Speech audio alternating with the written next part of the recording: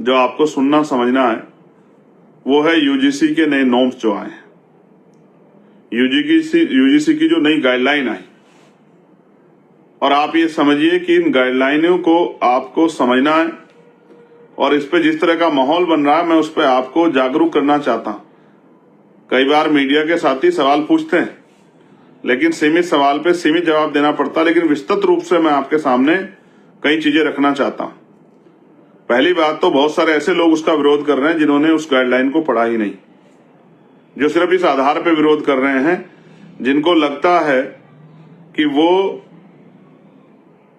जो जिस तरह का छुआछूत, भेदभाव और रैगिंग और तमाम तरह से मानसिक शोषण जो है SC, ST, OBC के बच्चों को करते थे वो नहीं कर पाएंगे। जिनको ऐसा लगता है वो उनको बड़ी चिंता हो रही है, जो जातीय पूर्वाग्रह से भरे हुए हैं, जो जातिवादी मानसिकता रखते हैं, जो आतंकवादी हैं, उनको इस बात की पीड़ा है कि अब जो हम शोषण, जो अपना जन्म से अधिकार समझते थे, इन वर्गों का अपमान करना, ये इस पीड़ा से जो है वो हमारे लोगों को तकलीफ नहीं दे पाएंगे। ये उनके मन में बात है।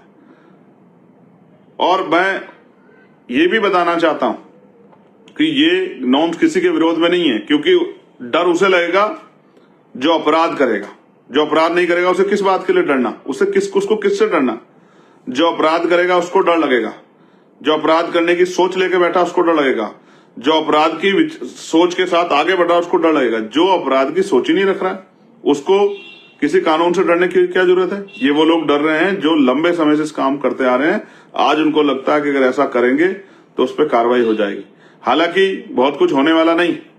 आप इस बात को इस तरह से भी समझिए कि 2 अप्रैल 2018 के आंदोलन के बाद सरकार ने कहा था कि हमने SC, ST एक्ट को मजबूत कर दिया। कितना मजबूत किया उसका उदाहरण बताता हूं। 7 साल से कम, ये दूसरी तरफ तो कहा जाता है कि SC, ST एक्ट बहुत खतरनाक है, लेकिन 7 साल से कम उम्र की सजा जिन मुकदमों में होती है उनमें अगर SC, ST एक्ट भी लगाया है तो गिरफ्तारी नहीं कर रही है पुलिस, और निचली अदालतों से सही, निचली अदालत से उनको बेल मिल जा रही है। ये मैं आपके सामने बता रहा हूं कि कितना मजबूत किया सरकार ने। ये इसलिए कि आपको जानकारी कि सरकार क्या कर रही है, और इसमें बहुत सारे लूप होल है, कोई स्पष्ट नहीं है। ये जो है स्पष्ट रूप से कोई कानून नहीं है कि क्या क्या चीजों को हम लोग उसकी मान्यता में लाओगे।